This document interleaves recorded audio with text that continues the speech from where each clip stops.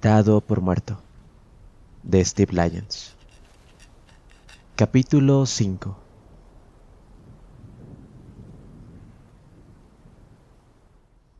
Arvo volvió al refugio esa noche, y se encontró con que la manta de Sane había desaparecido. La había llevado lo más lejos posible de él. Ella también lo evitaba en el trabajo, aunque él la vigilaba todo lo posible. Solo después de 3 días se encontró con ella, y tuvo de nuevo la oportunidad de hablar con la niña. Sane parecía cansada. Ya la habían azotado 3 veces.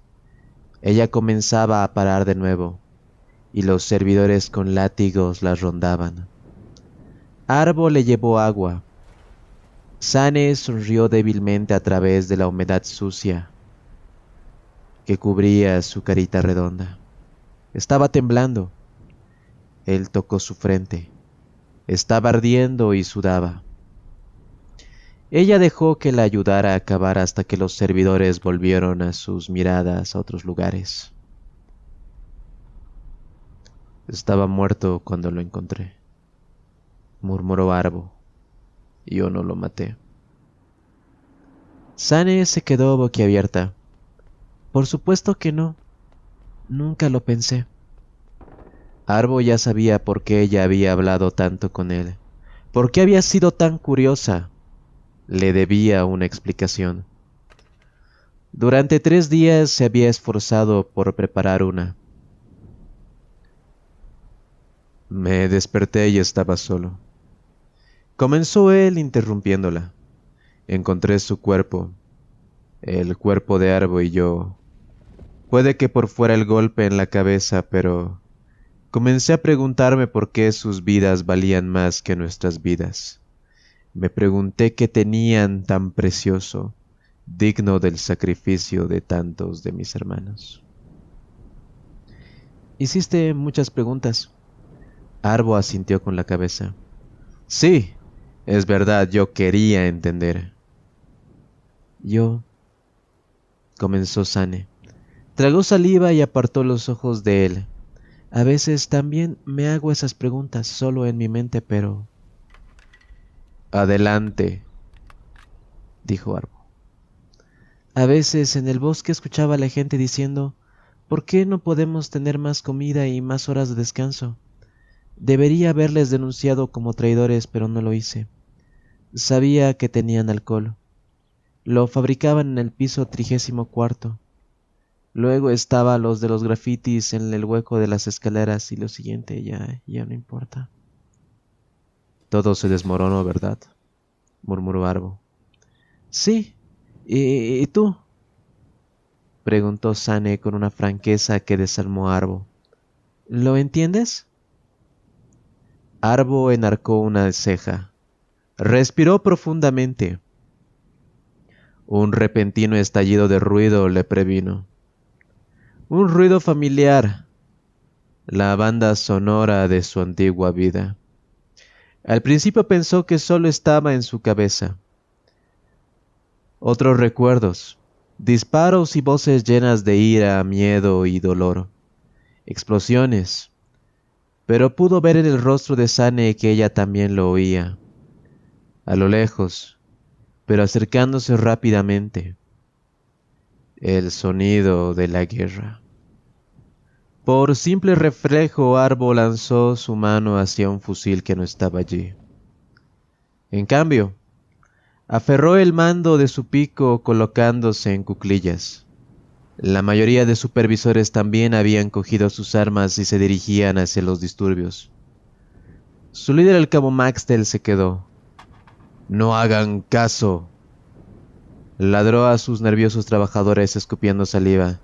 «Lo que esté ocurriendo no es asunto suyo, y no hay excusas para eludir el trabajo. Esta cuadrilla cumplirá sus cuotas al final del turno, o les sacaré la diferencia de sus pellejos». «Señor, puedo ayudar», dijo Arvo. «Yo...» Sintió el codo de Sane en sus costillas y se mordió la lengua. La niña tenía razón. Revelar su secreto sería algo muy imprudente.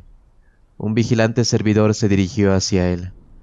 Arbo hizo lo que le dijeron y volvió a trabajar, aunque no por mucho tiempo. La guerra, con su estruendo y su furia, chocó contra ellos. Comenzó con una solitaria figura corriendo, escupiendo blasfemias por encima de su hombro. Un manto de cultista negro y púrpura colgaba sobre su ropa de trabajo gris. Maxtel disparó. Falló, pero un disparo láser impactó detrás contra la rodilla del traidor. Cayó jadeante entre una lluvia de fragmentos de hueso y sangre, retorciéndose espasmódicamente sobre el suelo.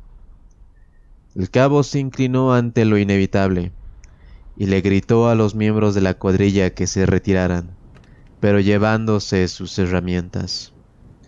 Arbo aferró firmemente su pico. Más cultistas irrumpieron en la escena, y él salió a saludarlos. No esperando resistencia de un simple overo, se encontraron de repente ante su contundente ataque. De repente estaban por todas partes, apestosas sombras que salían de entre las penumbras, buscando escudos humanos detrás de los que cubrirse. Uno agarró a Sane y se ganó que Árbol atravesara su cráneo con el pico. Los fogonazos de los disparos ya eran a bocajarro. Arbo vio a Maxtel caer mientras corría a cubrirse. Escondió a Sane detrás de una pared medio demolida. Una de las unidades Lumen de la cuadrilla recibió un disparo, seguido rápidamente por otro. Las tropas de la Guardia Interior de Parius, incluyendo algunos de los supervisores de Arbo, ya estaban sobre los cultistas. Los rayos láser y las luces de Lumen se entrecruzaban en la oscuridad. Unas voces gritaron a los obreros que se tumbaron al suelo, pero muchos fueron retenidos por los traidores, o estaban demasiado asustados como para obedecer.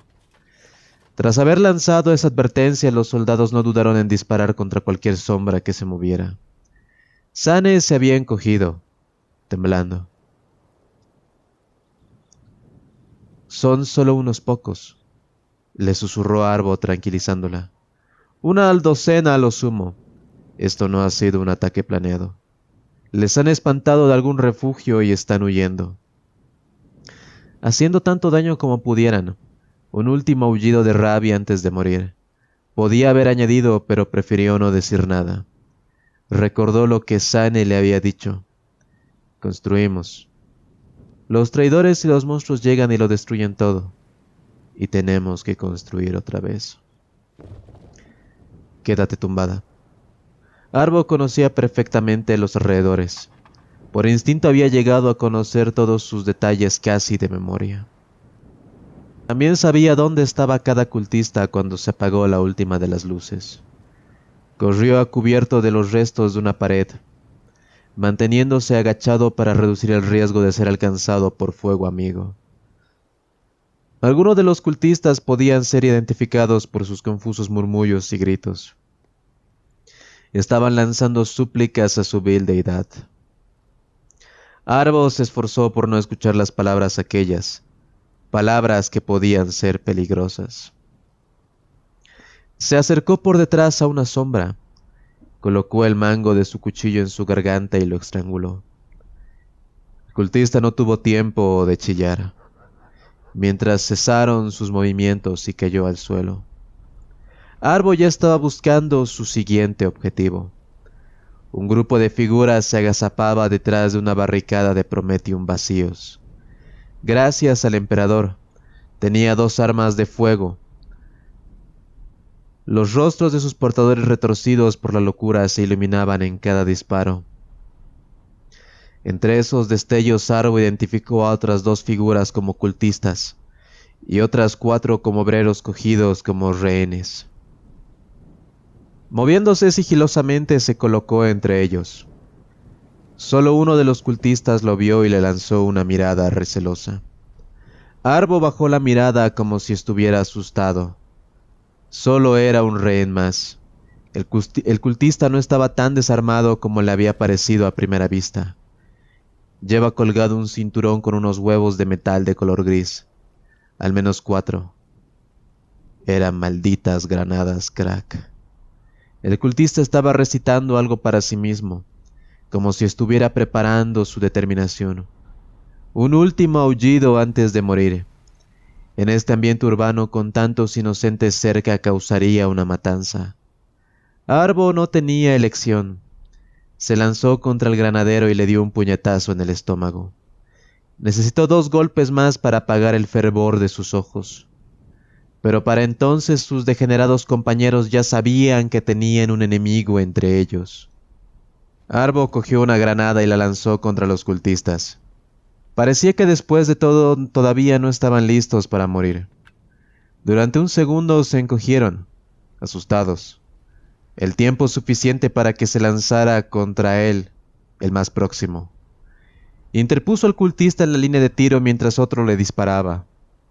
El cultista se quedó rígido en los brazos de Arbo, que lanzó el cuerpo contra los demás, al tiempo que le arrancaba el arma de los dedos muertos que tenía.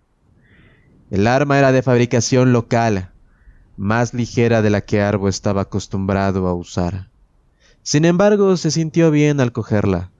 La sintió como una extensión de sí mismo. Había sentido sus manos vacías durante demasiado tiempo.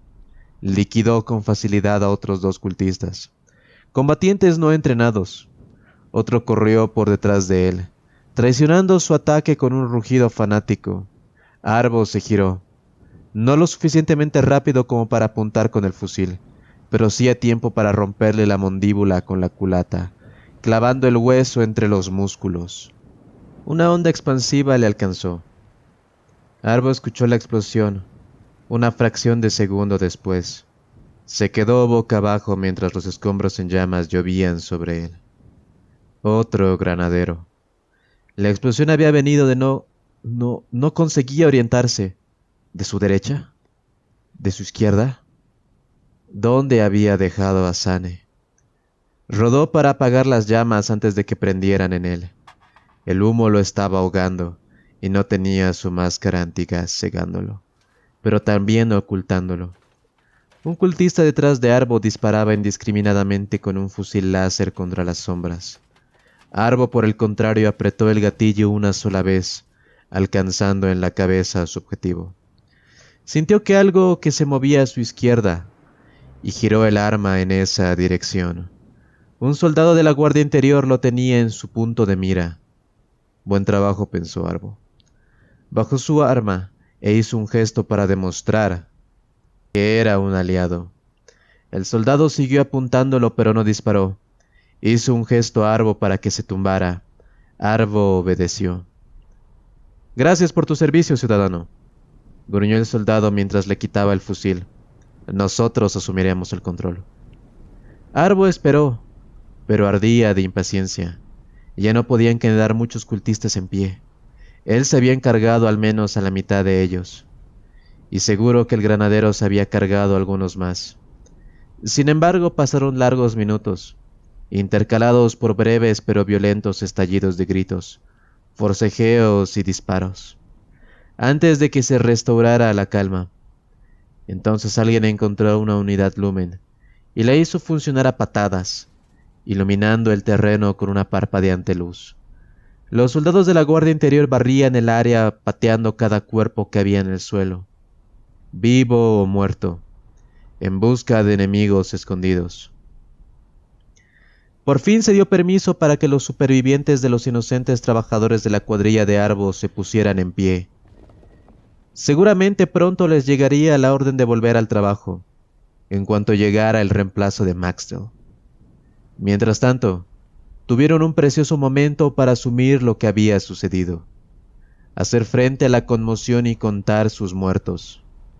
Algunos atacaron los cuerpos de sus torturados cortándolos con sus desgastadas herramientas o desgarrándolos con las manos desnudas. Era demasiada venganza. Era una venganza inútil, que no servía para nada más que desahogar su miseria y frustración. Nadie trató de detenerlos. Arbo se dirigió directamente a la pared detrás de la que había dejado a Sane. La pared se había derrumbado por la explosión. La pálida mano de Sane sobresalía entre los escombros, como si estuviera luchando contra su destino, como si estuviera tratando de abrirse camino hacia la libertad antes de que el aliento de la vida fuera arrancado de ella. Tomó la mano entre las suyas. Estaban frías. Ya había visto muchos muertos en su corta vida, se dijo para sí mismo. Tantos. ¿Por qué esta era diferente? ¿Por qué su vida valía más que otras vidas? ¿Y tú? Recordó las últimas palabras que le había dicho Sane. ¿Lo entiendes? Última pregunta. Arvo la respondió en voz alta como si pudiera escucharla. Sí, susurró. Ahora lo entiendo. El rugido de los motores imperiales rasgaba los cielos. El sargento Jarvan alzó la mirada protegiéndose los ojos, cuando las primeras naves entraron en la atmósfera de Parius, brillando gloriosamente. Luego dirigió su mirada hacia las amplias y rectas líneas de hombres que se extendían a lo largo de la recién despejada terraza de la asamblea en el piso superior de la colmena, y su pecho se hinchó de orgullo. Casi deseaba viajar a las estrellas junto a ellos, casi. Por supuesto, su partida dejaría a las cuadrillas de trabajadores faltas de personal, pero él no podía decir nada sobre eso. El diezmo de Parius Momentus al imperio era obligatorio, y no se podía hacer ninguna concesión, pese a las recientes pérdidas. Los obreros que quedaran tendrían que trabajar más y en peores condiciones, hasta que se repusiera la población. Jarvan nunca había visto antes la ceremonia del diezmo. Acababan de ascenderlo. La segunda vez en menos de 4 meses, después de que a su predecesor lo mataran en un ataque con explosivos. Anduvo a grandes zancadas a lo largo de las interminables filas de jóvenes, parando de vez en cuando para interrogar a algunos. Les preguntaba su nombre y cómo se sentían al haber sido elegidos para luchar por el emperador. Y todos menos uno se sentían lo adecuadamente honrados.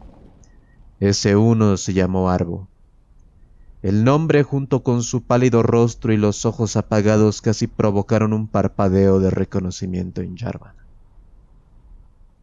«Perdone, sargento», dijo el nuevo recluta, «pero fui elegido para luchar hace mucho tiempo». Jarvan comprobó de nuevo el nombre en la lista. «Ya veo. El último reclutamiento te pasó por alto, así que esta vez te ofreciste voluntario. Has conseguido las puntuaciones más altas en las pruebas de selección. De hecho, las mejores puntuaciones que he visto. Si no perdiera tan buen soldado, te ascendería a sargento soldado». «Ya conozco el propósito de mi vida», dijo Arvo. Jarvan enarcó una ceja. «Dime, por favor». «Fui creado para luchar y morir por él». «Una actitud admirable», respondió el sargento. «Por lo tanto, lucharé contra los enemigos del emperador sin temor ni duda alguna. Cambiaré esta vida que él me ha concedido para mayor beneficio del imperio. Con que solo pueda hacer progresar su causa una mínima fracción, consideraré que mi breve existencia ha valido la pena. Voy a cumplir con mi deber después de todo. ¿Qué otra cosa podría hacer si no, mi sargento?» Jarvan sonrió con aprobación. Juntó las manos detrás de su espalda y siguió adelante. La primera de las naves estaba llegando a tierra para recoger su carga de futuros mártires. Jarvan ya había olvidado la mayoría de sus nombres, pero por un tiempo al menos recordaría uno de los menos, junto con la pregunta que se había planteado. El sargento la repitió murmurando pensativo. «Sí, efectivamente.